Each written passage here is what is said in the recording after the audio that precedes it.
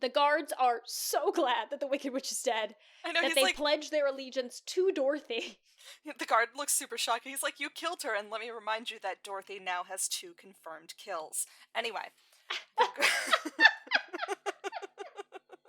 5, 6, 7, 8. There's no business like show business.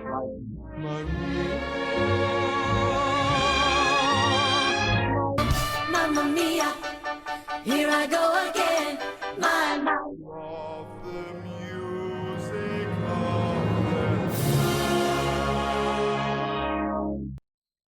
Let's get this road on the show.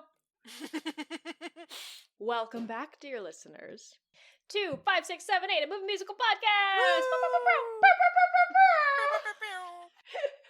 We are your chaotic co-hosts. Yes. I am Anna. I'm Grace. And, Where did that pomegranate come from? I had one next to me. You failed to mention it. Oh, sorry. You said blueberries, and then there was a whole ass pomegranate. 1 and Important 2, details and leftover were left Chinese out. food. My lunch today is chaotic at best. Speaking of chaos, welcome to the show. This is the podcast where we review and recap movie musicals. This is our season 1 finale. A very wholesome classic Such that a I wholesome- definitely haven't seen. I haven't seen this movie in so long. I know, me But it either. is the 1939 Mm-hmm. Wizard of Oz. Oh, man, I got a big joy on my face whenever the music started at the beginning, because at first it's like really aggressive music, and then it leans into the actual music from the show, and I was just like, oh. I don't have a deep emotional attachment to this film. I appreciate it, Yeah. but I don't get like teary-eyed watching it. I know some people that like watched it every single day, or like Every grew up Christmas it's a thing. Yeah. Yeah, that's not my journey. Yeah, so as we discussed, my first musical was West Side Story, and then the next year we made a sharp course correction and did Wizard of Oz. Wizard of Oz was my first musical. Oh, who were you? Honestly, this might be why I'm not the biggest Wizard of Oz fan. Really wanted to be Toto. They cast a boy Rude. as Toto. I was super, super upset, and my mom, God bless Suzanne, was like, why don't you go ask the teacher why she didn't cast you as Toto? Like, endearing intention, terrible execution. That's... You wouldn't go to, like, a professional casting director and being like, No. why? But I could see I that did. asking your teacher. Yeah, and so I did, and this teacher said to my face, oh, I didn't cast you because you're so small, I thought you would get lost on stage, which I believed until I was probably in my early 20s when I had a flashback to that, and thought, that's bullshit. Like a thunderbolt out of the blue, That's this realization, so I'm funny. like, that's a bullshit answer. Lies. And so I was Munchkin number 7 or whatever, and it Okay. was the whole thing. So I had a similar experience in which I really wanted to be Dorothy, and I was cast as Annie M. Because, dear listener, I am always the mother or the villain. There is no in between. Never once has this voice been an ingenue.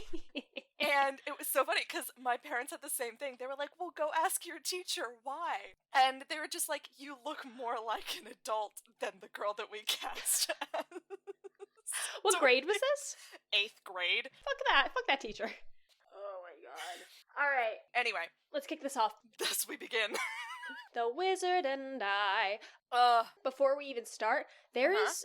I probably haven't seen this movie for a really long time, to the point where there was so much more wordplay in the dialogue than I remembered. Yeah. And could appreciate truly for the first time because I was watching it as an adult. Yes. Yeah, and then for me, I think that I've been so tainted by Wicked Tainted! that I'm just like, Glinda is a bitch in this movie. Holy shit, she gives me Dumbledore vibes. I'm just like, what the fuck are you doing to this child? Anyway.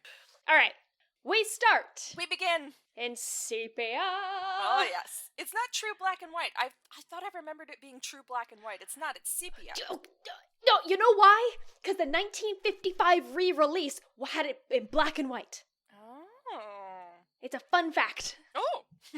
Starting early with these fun facts. Starting off with a fun fact. Yeah, no, if you're remembering it in black and white, there are some versions of this film that are in black. The Kansas scenes are in black and white instead of sepia.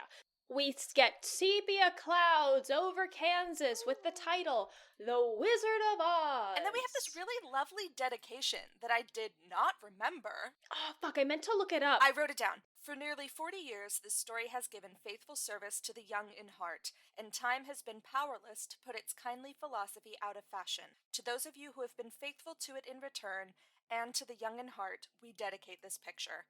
Which, it's super sweet, and just the idea that they put this in there because this book had been out for 40 years and gets a dedication to the fan base, I'm like, this is adorable. Anyway.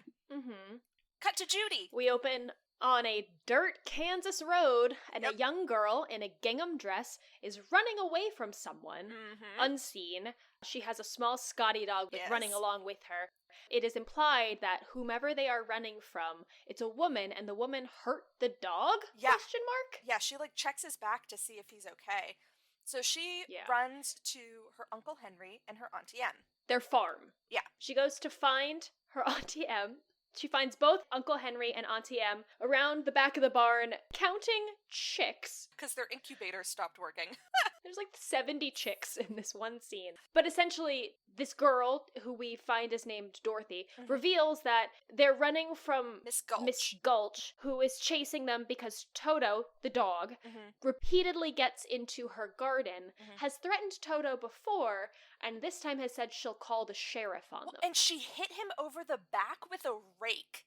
Like, that's why she was checking his back, because, like, he got hit with a rake, which I'm like, Jesus Christ. Annie Em and Henry are very distracted by counting chickens, and they don't listen, and so Dorothy runs off and talks to the 3 farm hands that are fixing a wagon, and she asks them for advice, I guess. And then we have Hunk. Okay. There is a recurring theme of, like, Auntie Em and Henry not taking Dorothy's concerns seriously in this film, as well as, like, a lot of the adults. However, the 3 farmhands, she asks them for advice. They give her advice. They give her sound logic. She doesn't fucking listen. Nope. It's not what she wants to hear. Nope. Yeah, there's just, like, hijinks with the 3 farmhands, where we definitely get that they're almost, like, older. They're not related, but they're almost like older brother figures to Dorothy.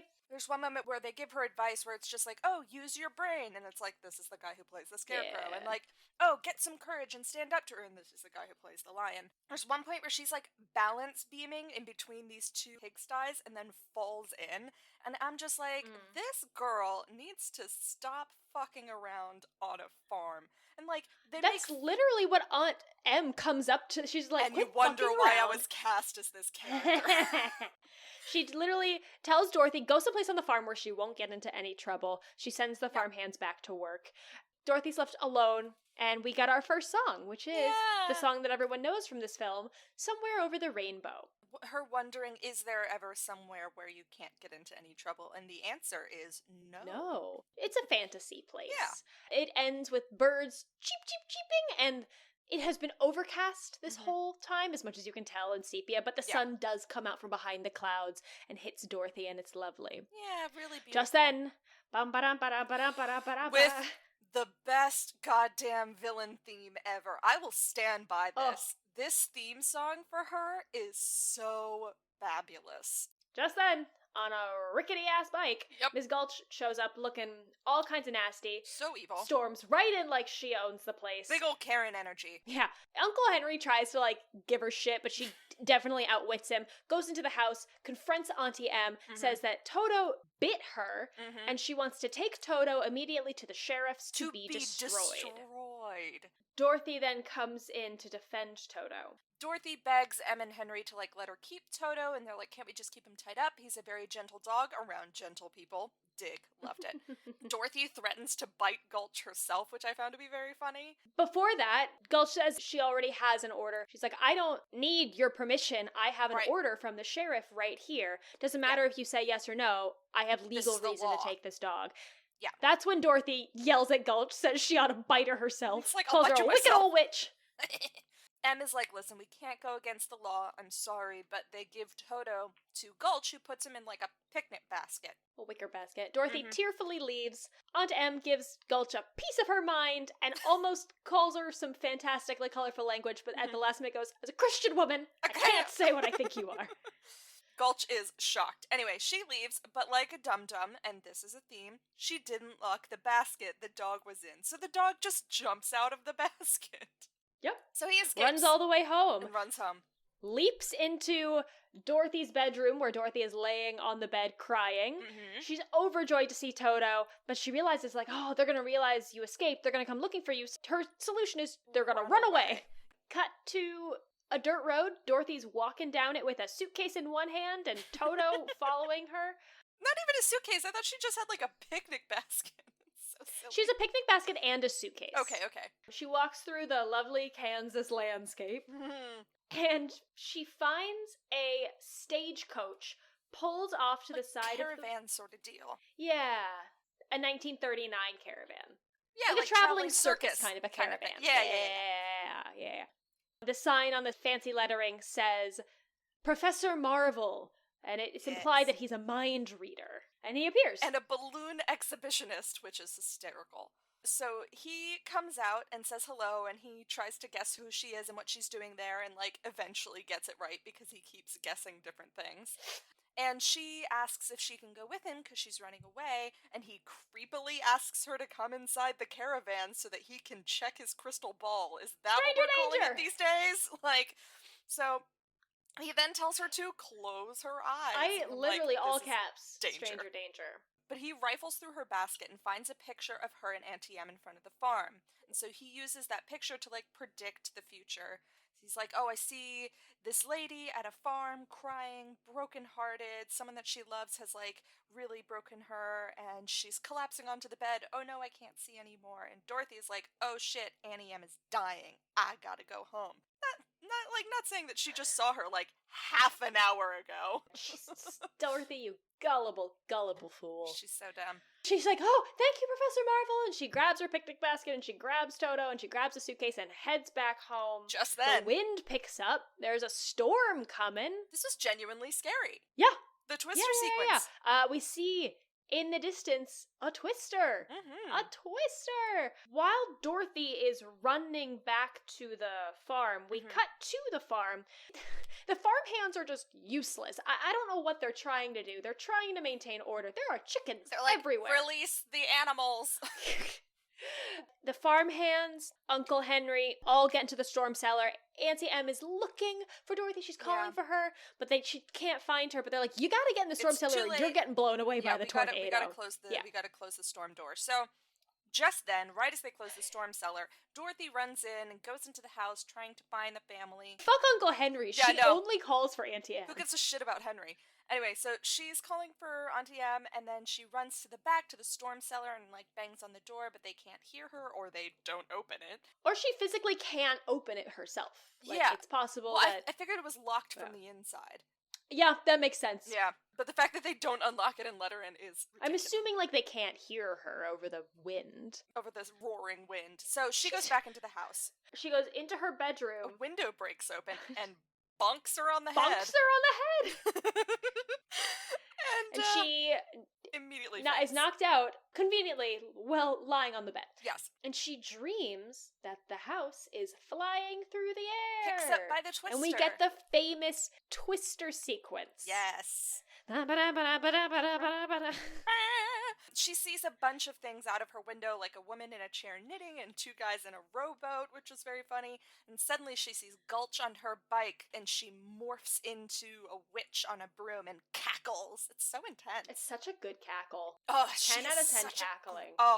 This is like prime evil cackling. So Dorothy screams, and suddenly everything stops and the house drops. Sudden stillness. She knows she's landed. She goes to the front door. She opens the door.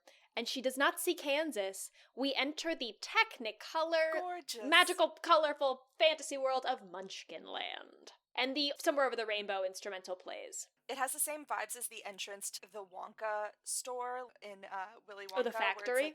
The factory where it's like they first open it and it's like that entire land of like everything is edible. Yeah. Yeah, so she comes in, we pan over a bunch of stuff like a river and some beautiful colorful flowers, and there's a yellow and red spiral in the middle of the town square, and we get the famous line, Toto, I have a feeling we aren't in Kansas anymore. she sees this beautiful land, concludes that while she must not be in Kansas, she must be over the rainbow. We get, like, little poking heads out of bushes watching her, but when she turns around, they all duck back into the bushes and hide. Yes. Suddenly, from the distance, we see a bubble. It gets bigger and bigger. It approaches Dorothy. Yes. It's Glinda! Ta-da! So, a woman in a very big and floofy pink gown with a tall crown and a star staff appears. She walks towards Dorothy and asks, "Are you a good witch or a bad witch?" Because there are only two types of things. Are you a good witch or a bad witch? The two genders. I can't even do her voice. Correct. She said that the Munchkins called her because a witch dropped a house on the Wicked Witch of the East. So she points at Dorothy's house, and there's nothing but, like, some feet and red glittery shoes poking out from underneath, and Dorothy is appropriately horrified. Horrified. Dorothy says, "I'm not a witch at all." Witches are old and ugly. And Glinda's like, "Well, someone called me because there was a witch." Yeah, and Dorothy says witches are old and ugly, and we don't see the Munchkins yet, but they all laugh at Dorothy from the shadows. And Glinda's from the like, bushes. "Je suis witch." She's like, "But don't worry, only the bad witches are ugly." My God. What a weird fucking statement. So there's some weirdly problematic statements throughout this entire thing. Yeah. Like, again, don't look too closely, just vaguely shaky sweater. Once it has been established that Dorothy is not a witch at all, and definitely not a bad witch, Glinda says, like, "Alright, y'all can come out," and all the Munchkins appear. And then we get the Munchkin sequence. Glinda has a song. I did not remember that Glinda had a song. Yeah, it's like a part of this whole sequence of this long-running thing celebrating the witch's death. And so Glinda tells them to come out, and they all do, and they ask Dorothy to tell them what her story is, like what happened, and so she gives them this song about what happened to the house and how it was an accident, and she was just sort of dropped here. She said, Glinda's like, "Where'd you come from?" And Dorothy's like, "Kansas." She goes, "Oh, I've never heard of a star named Kansas." Ah, yes.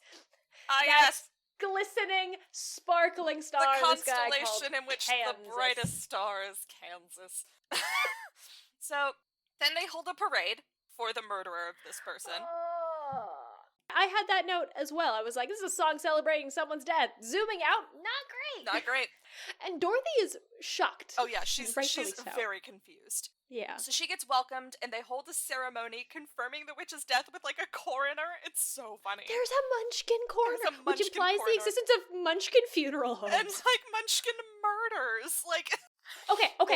The fact that there already was a coroner establishes that there's been more than one murder in Munchkin land.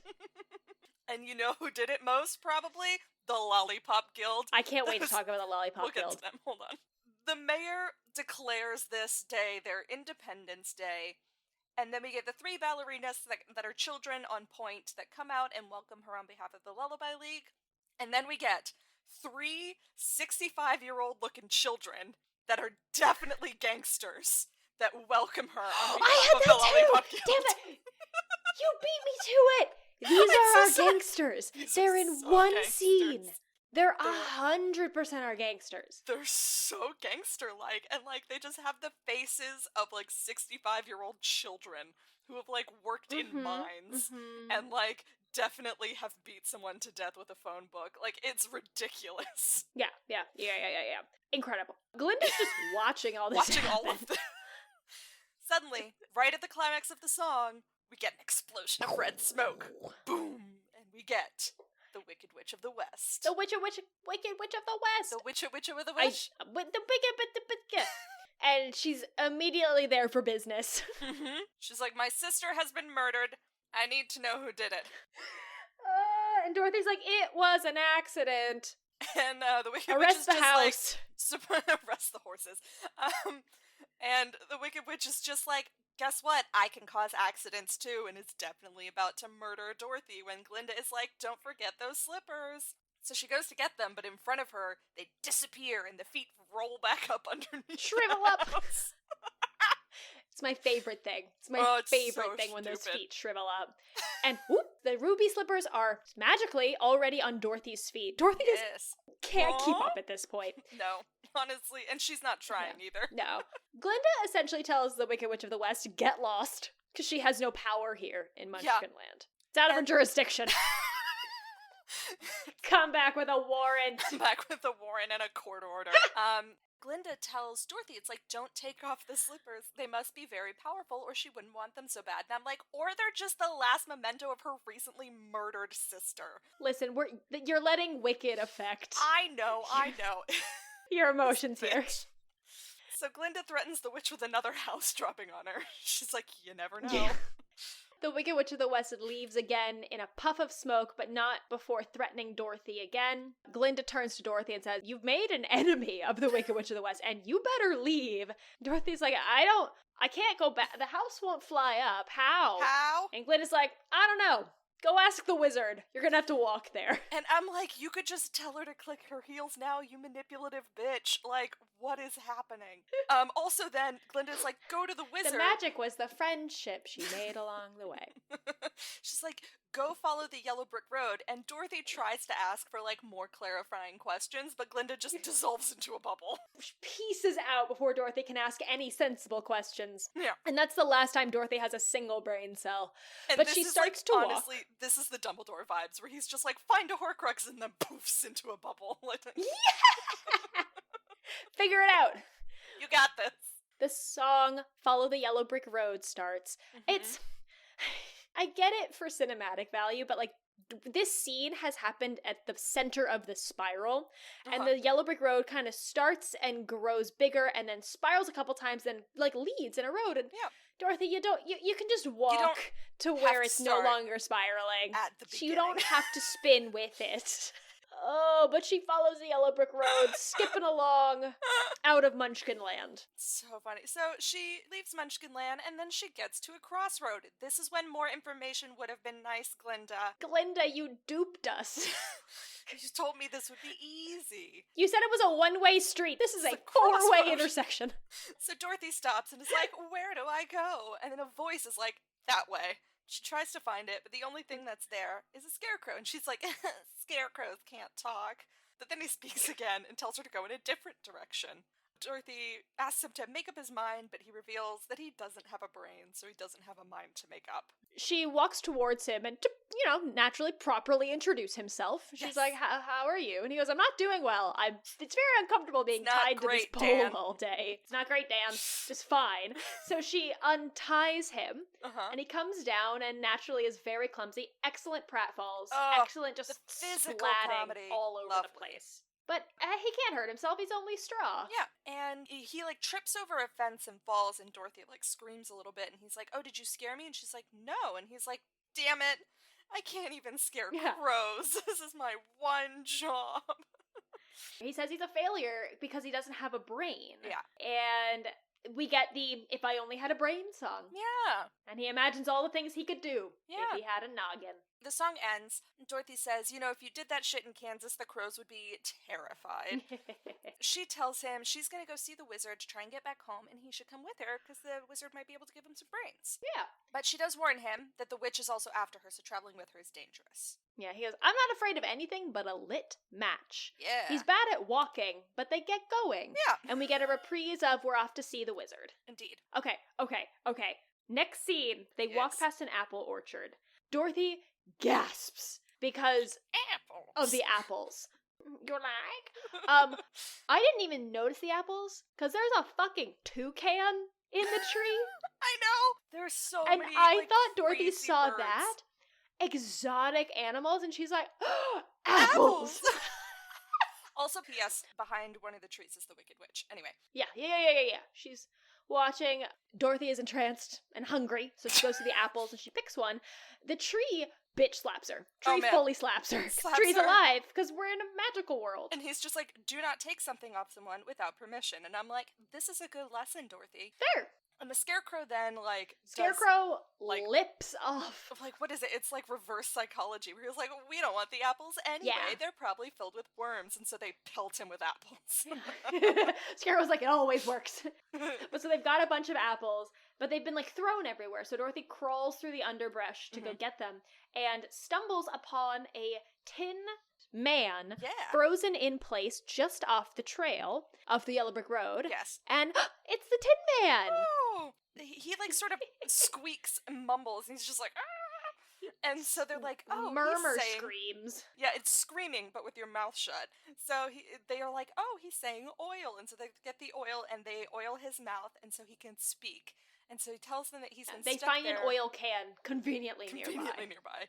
Tells him that he's been there for like a year because he got caught in a rainstorm and rusted solid. Yeah. They oil him fully free. And he tells them a little bit about his story. Dorothy says, oh, as he's describing what it's like to be a Tin Man, she goes, oh, you're perfect. He goes, no, there's no way, bang on my chest. And it's revealed he has no heart. Yeah. We get a reprise of the If I Only Had a Brain song, but with heart-related lyrics. If I Only Had a Heart. Mm-hmm. And then there's a super silly dance break, and I love his voice. I think he has one of my favorite voice of the three. The song ends, and Scarecrow and Dorothy invite the Tin Man to join them on their journey to the Emerald City so he can ask the wizard for a heart. Yeah. This is going to be a recurring gripe for me. Good. Dorothy's logic absolutely sucks. Oh, yeah. They're like, he might not give me a heart. She goes, he must. We've come such a long way. No one made you take this trip, bitch. Yeah, why is it the wizard's problem? So suddenly, as soon as he agrees to join the party, the witch appears in another column of red smoke. Cackling. So she threatens the Scarecrow and the Tin Man and then throws a fireball at the Scarecrow. And he fully panics that this is one of my giggles. Oh my god. To put out the fire, the Tin Man just slowly lays down on the ground and, puts his hat on top of the fire. It's so funny. Because it's just like, I'm just gonna smother it with my body. But the witch threatens Tin Man and Scarecrow. She's like, I'll turn you to kindling, and I'll turn you into, a beehive. A beehive, thank you. Which I'm just like, if you help Dorothy anymore. Then the witch leaves. Yes. Now, Grace, remind me what accessory the witch has with her at all times. A broomstick, Anna. You know how she hasn't disappeared in Munchkinland, or how she disappears in this scene? She uses... Doesn't use that broomstick. She doesn't use the broomstick, she uses smoke. Because you know why? She sticks to her aesthetic. Is it just a good accessory? It is honestly not your preferred mode of transportation? If we move into the Harry Potter universe, yes, you could fly places on a broomstick, but apparating is so much more convenient. And if apparating causes a column of red smoke, fine. I hear the logic in that, and I'm with you until later when she hops on her broomstick to fly from her castle to the Emerald City and implies that is the fastest mode of transportation. I think that's only because she wanted to do that, that intimidating skywriting. As opposed to, getting her feet on the ground in the Emerald City. Yeah. Alright, that's fair. I disagree with the logic, but I'm not denouncing it. That's fair. Alright, it's Spooky Forest time. There's also a quick moment where, now, the Scarecrow and the Tin Man... Oh, wait, I jumped ahead. They're the same actors that played, the farmhands in Kansas. And so there's a moment where she's like, oh, you guys are my best friends, and I feel like I've known you guys forever. And they're like, well, that's not possible. And she's like, I don't know what it is, and then just decides to go off into the forest together. And so, yes, we go off into a bit more wild section of the forest. Spooky, spooky forest time. Yes. And Dorothy is sensible for once, and she's like, I do not like this. Yeah, no. And she asks Tin Man, will we meet any wild animals? And he goes, there's mostly lions, tigers, and bears here. What is this climate? Listen, okay. I'm gonna have so many gripes, but one of my biggest gripes is when a lion is called the king of the jungle? The forest? Yeah. No, not when he's called king of the jungle, when lions are called king of the forest. Lions' primary habitat is grassland, dense brush, and savanna forests. There are no Norwegian forests where lions are roaming free. Yeah, those Norwegian lions. Anyway, we get the very quick song, lions and tigers and bears, oh my, and guess what? You jinxed it. A lion appears. They all scatter in fear. And the lion is just my constant moment of joy. Whole time. This actor knew the assignment and executed it perfectly.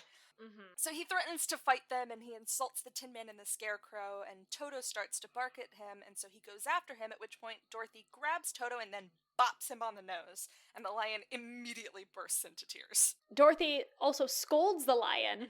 She calls him a coward for picking on a little dog. Yep. And he's like, and he admits, he's like,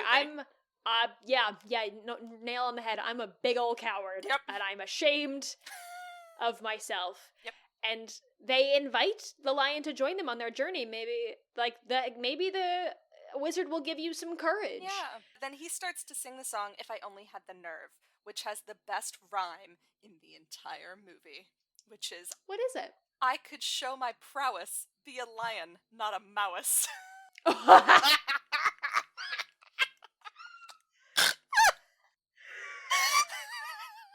forgot. I remember hearing that and thinking, absolutely not.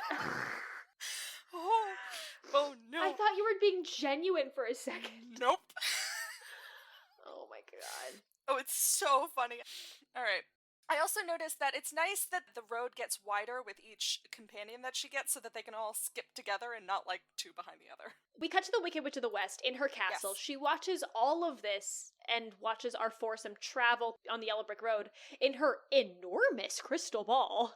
And she comments to herself that once she gets those slippers, she'll be the most powerful person in all of Oz. And she decides the logical next step to get Dorothy to stop is to poison our foursome through the crystal ball using a spell to make poppies that will put them to sleep. So the four of them come out of the woods, Dorothy and co., and they see the Emerald City in the distance, and they're so excited that they decide to run through this poppy field. Okay, question. I didn't think of this until I watched this, because I rewound it a couple times. I was like, does the Yellow Brick Road zigzag around these poppies, and they just decided to take the road of least resistance and go straight through the poppy field? Which would make no, sense. The poppies have grown over. The poppies are covering the Yellow Brick Road. I always thought that the poppies were just always there, and the witch made them sleepy poppies. I think the poppies did not exist until the witch's spell. And that's why they're covering the road. So I literally had the note. I was like, this is a major city. Why are you cutting? I literally thought the road ended. I was like, why are you cutting off this major city from foot traffic? And then I realized these irresponsible poppies have grown over the road. Yeah. Was this the witch's doing? It's not That's interesting. important. I buy that. Yeah. Yeah. These are not natural poppies. That's a really good point, and I like that headcanon. So they all run through the poppies. The Tin Man and the Scarecrow are fine, because they don't have lungs.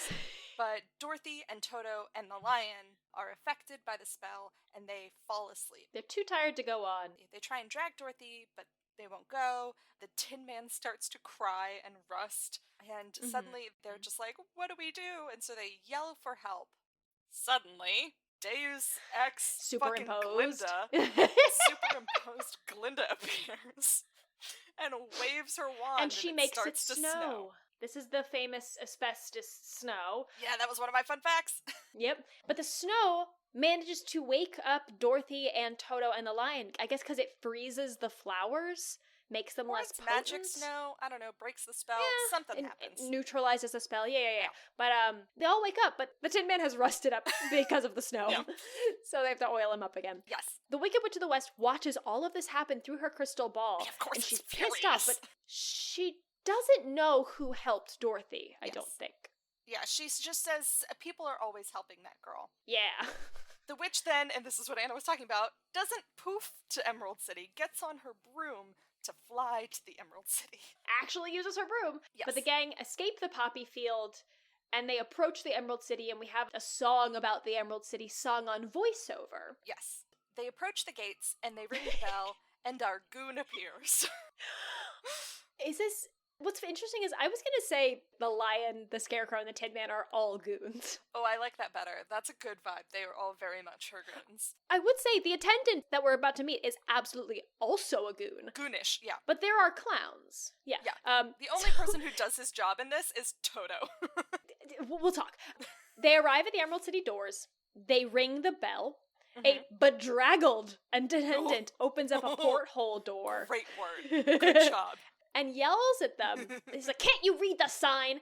There is no sign, dear reader. Surprise. And he's Surprise. oh, shoot. Damn it. He grabs a sign, and he puts it on the hook, and shuts the door again. And this is my sense of humor. The sign just says, bell out of order, please knock. Which it 100% is it, it just rang the bell. It's so stupid. I love it. Oh, that got a good chuckle out of me. They knock. And the guy reopens and is like, what do you want? So they're like, we want to see the wizard, and he is shooketh. Says, no one has ever seen the wizard. I haven't seen the wizard. And Dorothy's like, no, but Glinda sent me. And he's like, show me proof. And she's like, these shoes. Which, that doesn't prove anything, but whatever. And he's just like, well, why didn't you say so? So he opens the door for them. Hey, no, you know what he says? He goes, oh, well, that's a horse of a different color. Yeah. Meaning, like, oh, well, that's an entirely different case. Come on in. The grand doors of the Emerald City open, and it is just green on the inside. Yep. Suddenly, a horse-drawn carriage pulls up in front of them, which is essentially a cab. With a white horse. This is the horse of a different color. Because they talk to the driver, and he's like, I'll take you to a place to get freshened up before you see the wizard. And they turn back to the horse, and it's suddenly purple. He's like, yes, this is the horse of a different color we discussed. This is obviously the cab that you need. Yes. And so they start to sing the song In the Merry Old Land of Oz. And every shot, the horse keeps changing color, which is very fun. Lyric-wise, Oz sounds great. Mm-hmm. Everyone wakes up at noon. Yeah. They work for 1 hour. They take an hour for lunch, and then they're done with work. They're done with the day. Sounds great. Sounds great. Sign me up.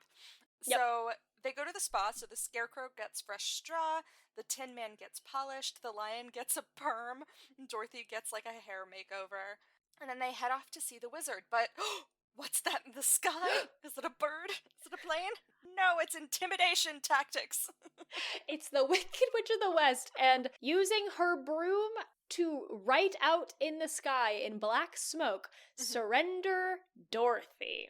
This is a fun fact. Oh, yeah. I'm pretty sure it used to say surrender Dorothy or die, yes. And they cut it out because it was too much. Too much! There was a lot of this movie that they cut out because they were just like, Margaret Hamilton is too good at her job, she is too scary for children. She's too scary! Yeah. Everyone in the Emerald City naturally panics. And wants the wizard will explain. Yeah. But the attendant says Oz has it all taken care of. Again, never trust a man who says that. I know, truly.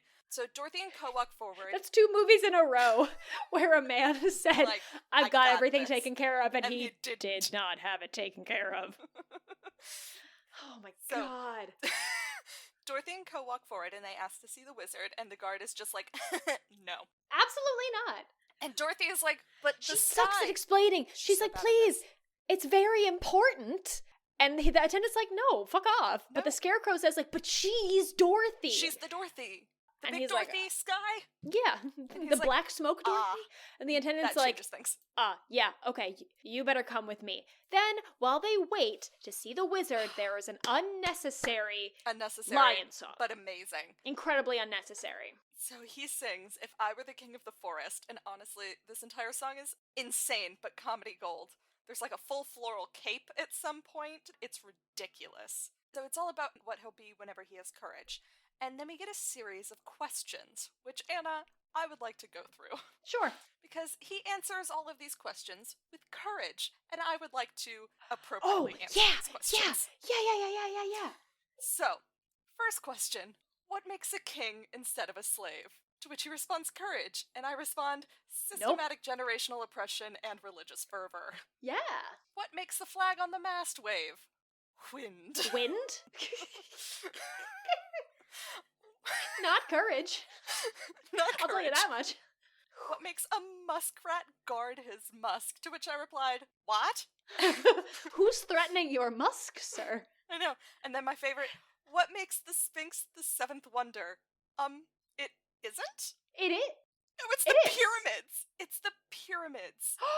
Is it really? Not the Sphinx. Listen, if the Sphinx was more courageous, it could be. Oh, man. And then the final one, which, oh my God, I had to pause. I was like, what puts the ape in apricot? And I'm like, it's not. There isn't an E in apricot. What are you talking about?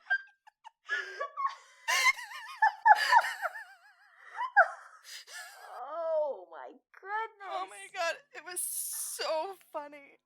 I was too frustrated at this point to... No, and I understand because we to think more. Crunch. But he started asking these questions, and I was like, I must answer each and every one of them. Yeah, I remember the wind one, and I was just like, it's not courage, and then I just tuned the rest out. Okay. Oh, I hate to ruin your frivolity, but at the end of the song, the attendant comes back out and says, the wizard said, go away. and closes the door on them. And Dorothy fully bursts just breaks into down tears. sobbing. She's like, we came all this way for nothing. And the attendant peeks open the door and watches the Scarecrow, Tin Man, and Lion comfort Dorothy. And she tearfully reminds everyone of her tragic tale. And the attendant is so moved that he cries, not from his eyes, from his forehead. Water is fully coming from his forehead. What it reminded me of was that gif of Jordan Peele, who's just like the sweat, just like, it's The like sweating? someone poured like Yeah, a bottle yeah, of water yeah, on yeah, him, yeah. just like pouring down. It's the same thing. Oh my god. The attendant watches this. He opens the door. He's like, please don't cry anymore. It's too sad. I swear I'll get you to see the wizard. I had an Annie M once. So he lets them in, not doing his job. So they go down this long and ominous hallway. The Lion tries to chicken out, but the others help him. And they all hold hands and walk forward together. And the big ominous voice They rings reach out. the end of the hallway. Come forward. We enter a very scary throne room with lots of fire and a projection of a scary green Megamind head on the wall. Yes, that is correct. The pyrotechnic budget that this wizard has is wild. There's like flames and smoke. It's ridiculous. So he asks who they are, and Dorothy walks forward and gives their name. This is Oz the Great and Powerful. Yes. Oz then asks the Tin Man to step forward, Mhm. fully insults him, Oh yeah. says he already knows why he came. He does the exact same thing with the Scarecrow. When he calls him the Lion fully faints. Faints And in Dorothy's just like, stop bullying them. Don't be such a dick. And Oz is like, shut up, I'm gonna give you what you want. Yeah, he's like, I will grant your requests, but what I need is the broomstick of the Wicked Witch of the West. Small favor for me. Cut to the creepy, creepy woods. Very spooky forest. The gang is walking tentatively. Lion has a big net and a mallet. Scarecrow has a gun. I did not see the gun. He has a gun? Scarecrow has a fucking handgun. I thought he had an axe. Did I miss this? Wait. Tin Man has his axe. Scarecrow has a gun. Scarecrow has a gun?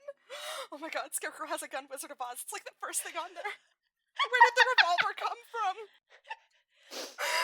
Oh my god, that's so funny. I know, there's a whole article. Yes, the Scarecrow carries a gun, but why? I'm gonna add this article, and this article is going to be one of my homeworks. But why? Oh my goodness. So, Alright. now that we've established Scarecrow has a gun, Scarecrow also says there are spooks in this forest. Yes. And Tin Man's like, there's no such thing as spooks, and then is fully yeeted into the air. I know. Spooks are ghosts.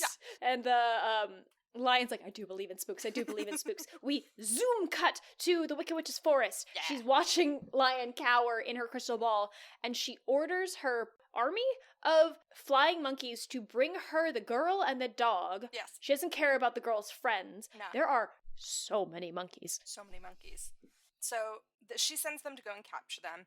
Dorothy and co see the flying monkey horde coming, and they try to run away, but they get surrounded, and two of them grab Dorothy and fly off, and the other one grabs a dog, and they fly away. And other monkeys are, like, attacking the Tin Man and the Lion, and they, like, pull out all of the Scarecrow Beat stuffing. them senseless. Yeah.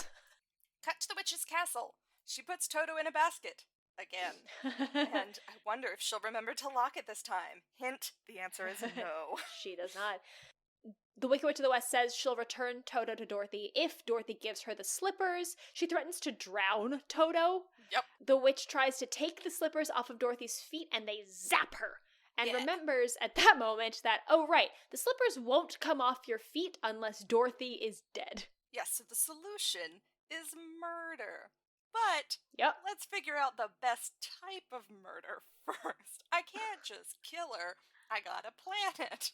During this, Toto escapes. The monkeys chase him. Toto fully leaps off the broadridge. Broadridge! The drawbridge to the castle and escapes into the forest. Dorothy is so happy he got away. The witch is pissed. And she's like, I'm gonna kill you, but like in an hour. Yeah, I gotta go upstairs for an hour and think about how I'm going to kill you. She flips over the hourglass. She's like, this is how long you have to live. and she runs upstairs to plan a nefarious murder. Yes. So Dorothy is left alone in the witch's crying. study room, is very frightened. She calls out for Annie M. Annie M then appears in the big crystal ball. It feels like Annie M can hear her because she's been crying out for her, and so Dorothy tries to talk to her through this crystal ball, but just then Annie M morphs into the Wicked Witch, who, like, threatens her again, and then starts cackling, and then turns direct to camera and cackles into the camera. It's a lot. We cut to the side of a mountain.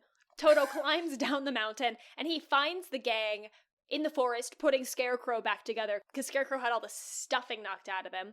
Toto is going to lead our 3 goons to Dorothy. They run off following Toto. We have our canine waiter leading our goons. Yeah, Toto's a waiter. Stage combat and film safety note. When they're climbing this mountain, the way the Tin Man falls, it does not that looked real. look safe. No, that looked like the actor himself fell and was actually using the tail as a form of... And there's one shot where, like, he's holding on, and you can see the block that the tail is attached to pulling out of the costume of the lion. It's just like, holy shit! Anyway. They get over a rocky crest and peek over, and it's the witch's castle, and the lion's like, what's that? What did you think you were looking for? I can't. We cut to Dorothy watching the hourglass dwindle, then cut back to outside. I thought it was monkeys. It's not. It's entirely new kind of characters who are the guards. Yeah. I do not remember these guards. I thought it was just always monkeys. They're marching outside with like a spooky rhythmic march. Yeah. Ah, that's it. And the gang is spying, but then they're caught by guards. And we have a really great out-of-sight 3 of them. Scuffle. Oh, yeah. And, just feet in the air and, like, tufts of fur flying everywhere. Yeah, it's great. So our gang beat the guards, and they take their uniforms, and they join the end of the line of guards that march into the castle. Right when they get in, they break away, and Toto leads them up the stairs to where Dorothy is being held. Dorothy's like, save me! And the Tin Man uses his axe to break in right as the hourglass runs out. And they try to escape down the stairs, but... Just then the door closes on them, traps them inside, the Wicked Witch has found them, the guards come at them. While they're being threatened by the soldiers, who have, like, crazy-looking spears, Scarecrow sees a large lit chandelier above a large group of the soldiers. He takes a moment of distraction to take the Tin Man's axe, chop the rope, so the chandelier falls on, like, a bunch of guards. I know. And it's just it's pandemonium. a large chandelier. It is. So I don't remember if this happened before or after the chandelier happened, but the Wicked Witch has seen that Dorothy has escaped, but they're now trapped. She brings the hourglass. She throws it from the second floor balcony. What was the point of it? She's such a dramatic bitch. I love it. She's like, Anyway. your time is up! So they try to escape further chase into the castle, and they get up to the battlements, but they, like, go down a place that only has, like, one exit, so the witch is just like, let's surround them, and sends, like, half her force one way and half her force the other. And so, So they're cornered in this corner tower. The witch comes in and threatens the Scarecrow with fire, so she sets the edge of her broom on fire and sets the Scarecrow's arm on fire. And so Dorothy finds a very convenient pail of water and throws it, and it splashes the witch, who immediately starts to melt. It is such a dramatic, slow melt. Oh my god, it's incredible. And she sent every moment Milks of that. it. She has the line, "Who would have thought you would destroy my beautiful wickedness?" Oh, what a line. Dorothy was trying to douse Scarecrow. She just also doused the witch. Yes. Wicked Witch fully melted. Yeah. The guards are so glad that the Wicked Witch is dead that they pledge their allegiance to Dorothy. The guard looks super shocked. He's like, you killed her, and let me remind you that Dorothy now has 2 confirmed kills. Anyway. The guards are free, and they agree to give her the broom since she asked for it and she needs it. Cut to the wizard. Our gang presents the wizard with the broom and asks him to keep his promise. And he goes, I'll think about it. Come back tomorrow. And they're like, what? No. And Dorothy says, if you were really the great and powerful Oz, you'd keep your Toto, promises. Doing his job. Meanwhile, Toto runs over to a curtain and pulls it open to reveal an old white man speaking into a microphone and doing the most to make this Oz thing run. It's like a crazy contraption Pulleys with levers and wheels and pulleys and a voice distorter. And we realize, like, this is the man that is voicing Oz as well as working the contraption. He takes him a second to realize he is visible. And then when he does, we get the famous line, "Pay no attention to that man behind the curtain." The gang confronts she's like, "You're him. a bad man." He's like, no, I'm a good man. I'm a bad wizard. And I'm like, yes, there is the distinction. The two genders. The two genders. Bad wizard. Good man, bad wizard. So they ask about the Scarecrow's brain, and he's like, you know what you need is a diploma, because that's all you get to be smart. He gives the Scarecrow a degree as Doctor of Thinkology, and suddenly Scarecrow has a brain.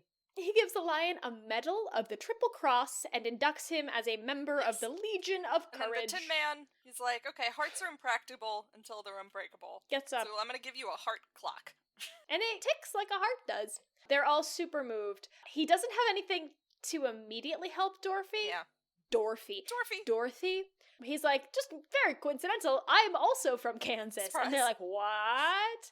Surprise. He was a hot air balloon man who was bad at his hijacked job by the wind and landed in Oz. And they thought he was wonderful. So they made him wonderful. They did. But he offers to take her back to Kansas himself.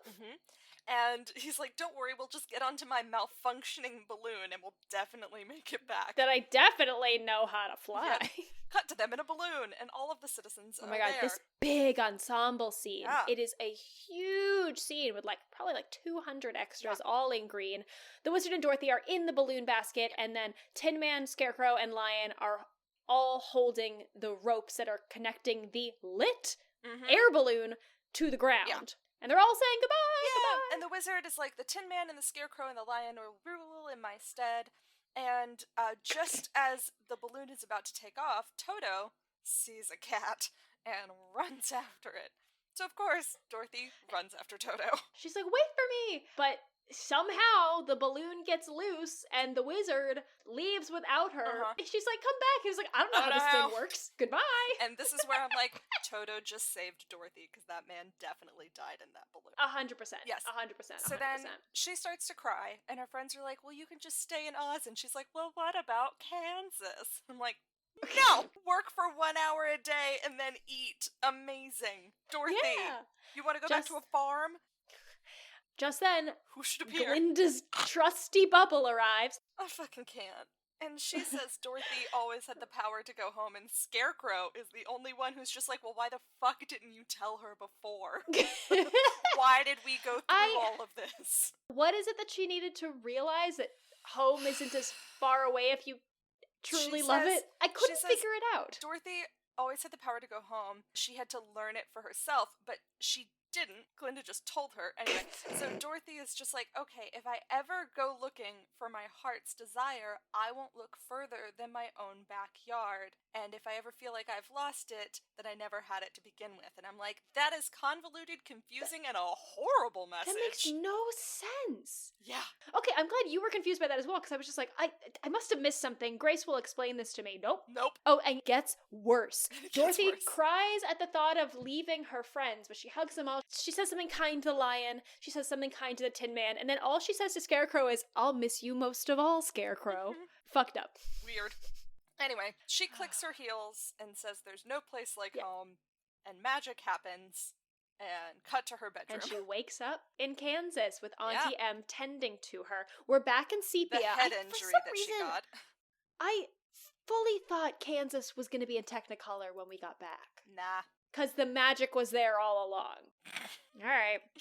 So, the magician, Senor... Professor Marvel. Professor Marvel. Senor. I don't know. Senor. Professor Marvel comes and he's just like, the Twister... The Twister is done, and I just wanted to make sure that she got home safe, and then suddenly the farmhands all walk in to check on her, and Dorothy's like, I've been trying to get home for days, and I went on this journey, and you were there, and all of you were there, and so was this guy, and Auntie M is like, it's the concussion. Truly, Dorothy, tries to tell them all about her fantastic adventure dream in Oz, and Auntie M's like, shut up, that was a very silly dream, you very stupid girl. You very stupid girl. But Dorothy swears she'll never leave, and don't you know, there's no place like home. Credits. That's the end. I Anna, you had a lot of gripes. What did you think of this movie? Like, did have a watching lot it of gripes. again as an adult. think it's still a good movie. Like, there's a reason it's on so many Yeah. classic lists. I was just being annoyingly pedantic. I was looking for realism in a magical fantasy musical film. That's fair, yeah. It's magic and it's Judy Garland and you know, it's just such a delight. I remember the first time that they re-released it to television audiences in 1956. My grandma watched that, and most shows at that point were still in black and white-ish, and so it was genuinely shocking to her whenever it opened. Whenever the door opens on Oz, Munchkinland. and she talked about she remembers where she was when she saw that happen. It was such a profound experience for her. And that's just such a beautiful gift that this story gave. I enjoyed coming back to this film as an adult, especially, I think, the last time I watched it start to finish was before I had consumed any of the other Wizard of Oz thematic culture that has come out in the last 10-15 years. And in the time between then and now, I have seen Wicked a couple times. I have read the book that Wicked has been based on. I have consumed other alternative Content narratives story. to this classic story. But so it's interesting to come back to this, not only as an adult, but with all of these other lenses to bring to it. What did you think of this? We just talked about me. I had a similar experience where it was just like, I found myself smiling through most of it. And even if you were annoyed with the obviousness of some of the stuff that Dorothy did, or the weirdness of a parade to murder, whenever you look at it through the lens of nostalgia, it is still very joyous. And even when you take away the lens of nostalgia and you start poking holes, it still ends up good. I go back and watch this, and I'm aware of certain moments where now as an adult I'm just kind of like, okay. But in general, it holds up, and I still love it. I had a good time. Well, with that, welcome to the Drinks and Dramaturgy portion of the podcast, where we do a little dramaturgical deep dive and have a little drinky drink. Yes! Dramaturgy report, dramaturgy report. What are you drinking? I have Arrogant Frog Rosé. Oh no, I got you right while you were drinking. I wasn't prepared for the name! That's amazing. I'm drinking some kind of natural wine that we've had for a while. Okay, yeah. Let's dive into some dramaturgy, because I have a decent amount. We always start with director, and buckle up, because there were at least 3 directors in total on this film. Yeah. Technically, the first director attached to this film was Norman Taurog, who only filmed a few Technicolor tests and was reassigned. He was replaced by Richard Thorpe, who only shot about 2 weeks worth of footage that included Dorothy's first encounter with the Scarecrow and a couple Wicked Witch sequences. Also, the original cast Tin Man can be seen in his footage. However, producer Mervyn Leroy reviewed Thorpe's work of these 2 weeks and didn't like the vibe, and he replaced Thorpe temporarily with George Cukor. Now, however much Thorpe had shot, it was a very heavy stylized, like, Garland was wearing a blonde wig, really heavy baby doll makeup. She was playing Dorothy, like, really, really exaggerated, and Cukor changed not only Judy Garland's makeup, but changed Margaret Hamilton's makeup as well, and the costumes, and just told Judy Garland to be herself. This meant that they had to reshoot everything that they had shot. Yeah. Cukor had made all these artistic changes. He didn't actually shoot any scenes. He merely acted as a creative advisor for the production, because he had a prior commitment to go direct Gone with the Wind, which is when Victor Fleming assumed directorial responsibility. Fleming liked Kukor's changes, creative realignment, and he had the producers okay for it, so they went ahead with this new vision. However, Fleming shot the brunt of the film. However, didn't quite finish it, because then he had to go replace Cukor on Gone with the Wind. So, the next day, the studio assigned Fleming's friend, King Vidor, to finish directing this film. They mainly had the Kansas scenes left, including Over the Rainbow and the Tornado.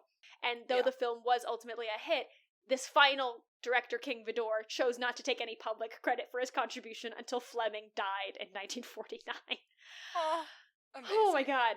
Now that I've done the timeline, I have a little bit of stuff about Victor Fleming, just because he primarily directed the brunt of this film. Yeah, he was an American film director, cinematographer, and producer. He's best known for, as I have mentioned, Gone with the Wind and The Wizard of Oz. Before he joined MGM in 1932, he served in the photographic section of the U.S. Army during World War I, and he then went on to teach and head Columbia University's School of Military Cinematography, where he trained over 700 soldiers to cut, edit, shoot, develop, store, and ship film. Wow.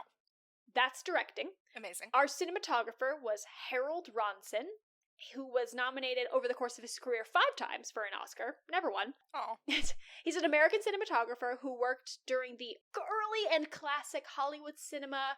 He had a 52-year-long career. He's best known for his work on The Wizard of Oz, On the Town, and Singin' in the Rain. Oh. He had a very long, successful career. He retired in 1958, but he briefly came out of retirement in 1966 to work on El Dorado, starring John Wayne. Amazing. That's it for directing and cinematography. Okay, y'all. So we're gonna go a little bit into the history of The Wonderful Wizard of Oz. So this started as an American children's novel written by L. Frank Baum and illustrated by W. W. Denslow. The book was first published in the United States in May 1900. It's often reprinted under the title The Wizard of Oz, which is the title of the successful 1902 Broadway musical adaptation, as well as the classic 1939 live-action film. The groundbreaking success of both the original 1900 novel and the 1902 Broadway musical prompted Baum to write 13 additional Oz books, which serve as official sequels to the first story. Over a century later, the book is one of the best-known stories in American literature, and the Library of Congress has declared the work to be America's greatest and best-loved homegrown fairy tale.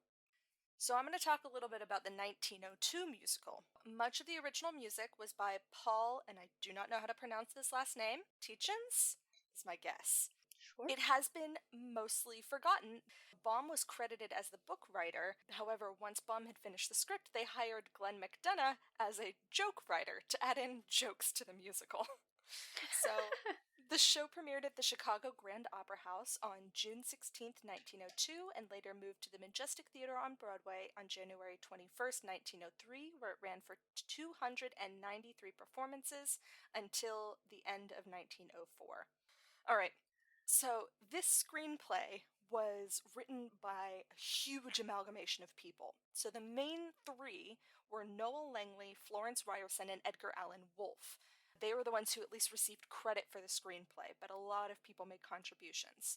Production on this film began when Snow White and the Seven Dwarfs showed that... What? Seven what? Seven Dwarfs? You said doors. No, there was a W. Maybe I The didn't. 7 doors!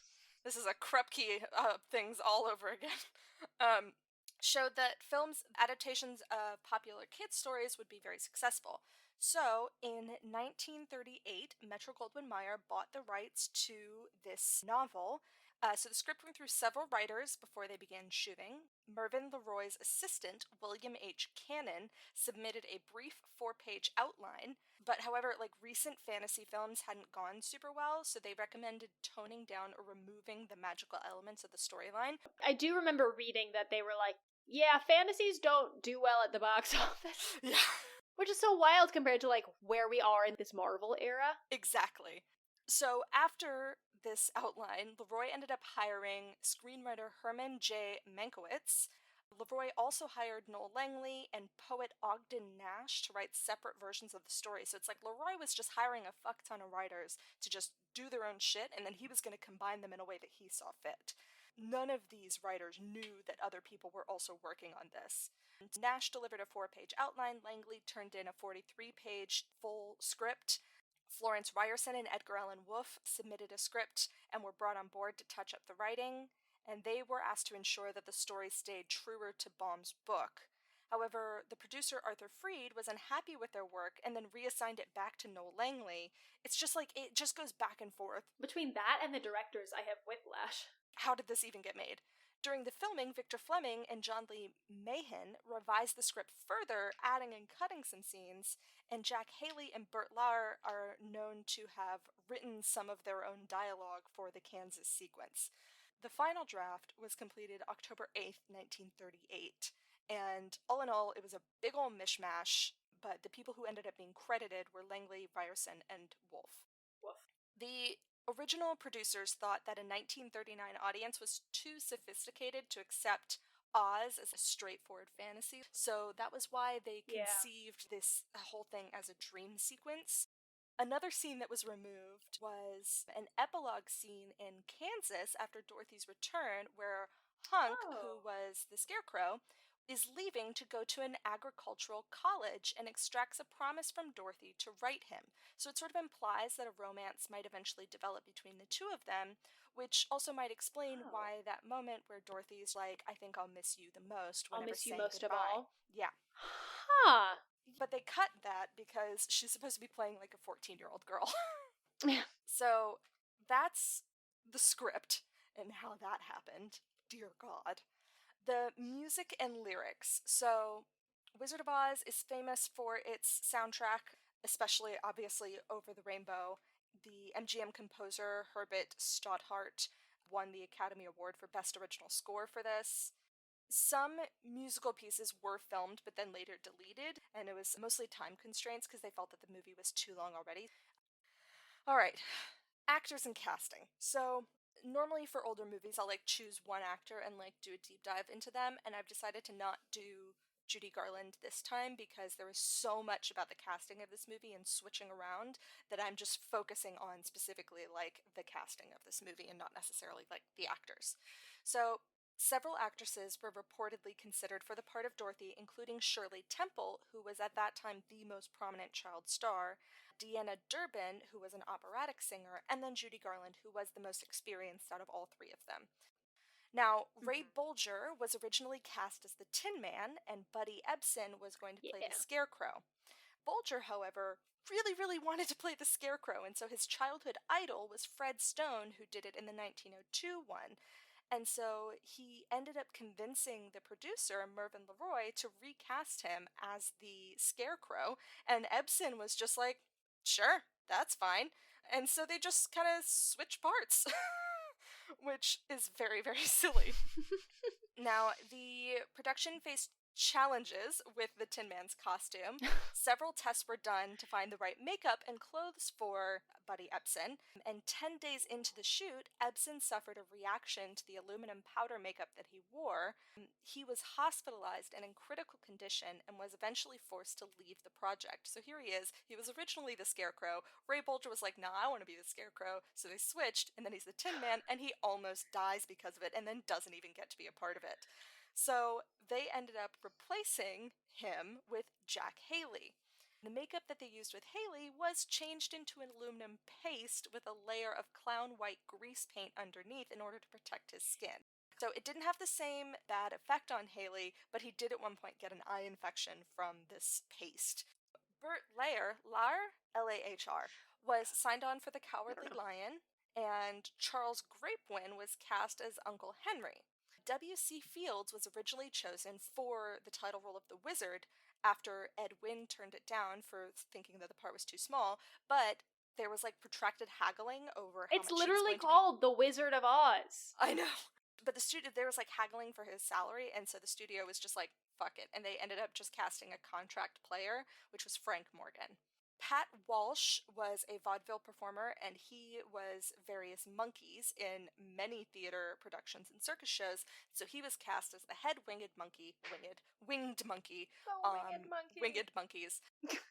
Gail Sondergaard was originally cast as the Wicked Witch of the West, but withdrew from the role when the witch's persona shifted from sly and glamorous, like the evil queen in Snow White, to the ugly hag. She was replaced on October 10th, just 3 days before the start of filming, by MGM contract player Margaret Hamilton. Sondergaard said in an interview that she had no regrets about turning down the part, and she ended up going on to play the glamorous villainess in Fox's version of The Bluebird in 1940. So that's what I got. Wow. Okay. so much. In terms of reviews and reception, this is a 98% on Rotten Tomatoes. Yeah. It's a classic for many reasons. It's on all the lists of top films. It was selected by the Library of Congress as one of the first 25 films for preservation in the National Film Registry for being culturally, historically, or aesthetically significant. Mm-hmm. It's also one of the few films on UNESCO's Memory of the World Register, which I'd never even heard of. Reception. The film was previewed in 3 test markets, Wisconsin and Massachusetts, and then a different place in Wisconsin, with a Hollywood premiere on August 15th, 1939 at the Chinese Theater, and the New York premieres at the Loew's Capitol Theater. Mm-hmm. So, although the 1949 reissue used sepia tone, as did the original film, beginning with the 1955 reissue and continuing until the 50th anniversary release in 89, the opening Kansas sequences were shown in black and white instead of sepia. Doesn't say why, just says just says it's like that. Yeah. It was nominated for 5 Oscars. It won for Best Original Score and Best Original Song. And it was nominated for Best Picture, Best Art Direction, and Best Special Effects. Judy Garland won an honorary Academy Juvenile Award that year. It was a joint award for her work in Wizard of Oz, as well as Babes in Arms. This is a fun fact. In terms of legacy, MGM sold CBS the rights to televise the film for $225,000 per broadcast. That is equivalent to $1.65 million in today money. Damn. You want to talk about some singing and dancing? I do. It's Judy Garland. She has a wonderful voice. Yeah. It's a classic song for a reason. I kind of wish that she had more solos. Like, the last song is If I Was King of the Forest, which is insane to me. Yeah. So I just wish that there was more of her, honestly. And I mentioned before that I love the Tin Man's voice. I found it to be very beautiful. I agree with all of these statements. Yeah. In terms of dancing, there wasn't really much dancing other than skipping down the yellow brick road. The classic little kickball change, whatever. Yeah. There was like a little bit of bopping in Munchkinland, but... just doing a bop. Bopping. Do you have any fun facts? I do. Oh wait, gripes and giggles. Oh, fuck me. I listed all of my gripes. You've listed all of your gripes. Did I have any gripes? I mean, my main gripe is just the manipulative nature of Glinda and her not giving accurate directions. Anyway. My giggle was definitely that sign at the Emerald City that says, "Bell out of order, please knock." Yes. My main giggle were all of the courage questions. It's just so much. It's so stupid. I have 2 fun facts. Tell me your first one. And I bet you don't know the first one. I'm excited. Do you know what was used to color the horses? Yes. Oh, damn it, you do? I do. It's one of mine. It's okay. Right. Take it, because I have 4 more. All right. The horse of a different color. Every single colored horse was made that crazy color with Jell-O powder. Just a horse covered in Jell-O. And apparently they had to shoot the scenes quickly because the horses kept licking it off. Yep. I mean, it was safe. It was safe for them to eat. Absolutely. So. One of my fun facts is that the scarecrow face makeup that Ray Bolger used was, in part, a rubber prosthetic with, like, a woven pattern to suggest burlap cloth. But he was in it so long, but that by the time the film was finished, the prosthetic had left pattern lines on his face that took more than a year to vanish. Yikes. All right, what was your second fun fact? So, there were extreme demands for makeup and prosthetics on this film, to the point where MGM had to recruit extra people from the fucking mail room and courier service, just because they had so many extras. They needed so many makeup people. So most of the Oz extras required prosthetics. Ears, noses, including all of the witches' guards had false noses, and because the application of prosthetics, you need training to apply prosthetics. Yeah. So the recruited makeup artists from, like, the mailroom were each instructed on one specific kind of prosthetic application, and then they formed an assembly line. So every extra would go through this assembly line as they had, like, all the things added to them. I love it. Every single day. That's amazing. All right, my last fun Truly. fact is about the lion costume. Now, it was Okay. made from a real lion skin, and so it was very hot. Stinky. And the arc lights used to light the set were often raised to the temperature of over 100 degrees. So he would sweat so profusely that the costume would be soaked by the end of the day, and there were 2 people whose only job was to spend the night drying it for the next day. And it was dry cleaned occasionally, but usually, in the words of one of the crew members, it reeked. I can't even imagine. And I think that's all what a she lovely wrote. note to end on. Yeah. Smelly Oh costumes. my goodness. Good. That is literally all she wrote. I And have run that's- out of pages. This is That's the long one. That's the end of season 1 of Of 5, 6, season 7, 8. 1! It's, Holy like, moly, don't- thank don't you worry. all for going on this Don't worry, journey T. with us. We will have another. Don't worry, we're episode in coming 2 back for weeks. season We're 2. not taking a break. Oh. Don't you worry. Oh wait, do we have homework? Yeah, it's the, you So assigned I'm gonna it. attach. It's I'm gonna attach the article of why does the scarecrow Yeah, the carry article. a gun. And then also the second one is to just listen to Wicked all the way through. It's been a long time since I've done that, so I'm gonna do that once I'm done here. So start to finish. Oh, I still know it word for word. Oh, I know every single word. Anyway, I just want to say thank you all for going on this journey with us of season 1, of this episode, and also this whole season. Who yeah. would have thought that this crazy idea that we've talked about for years actually would grow into this thing that we genuinely enjoy doing and getting to share with people? And So- we're on all the socials Yeah, you can at find us 5678, a movie musical podcast. We have a website. Yes. People have been emailing us, and it's so exciting to receive mail. Yes. You can find us on all the platforms to Mhm. stream podcasts. Yeah. Follow us on social media for dramaturgical facts about current episodes and sneak peeks of upcoming episodes, sneak peeks of season 2! Yes. I chose. There are like Open 3 strong. musicals that Anna and I are obsessed with and would watch on repeat, and this is one of them. I'm so excited. So excited. All right. I think that's all she wrote. I think that's all she wrote. Well, see you on the other side. See Thanks you. for listening, friends. Goodbye. Goodbye. 5, 6, 7, 8. There's no business like show business, like no business I know.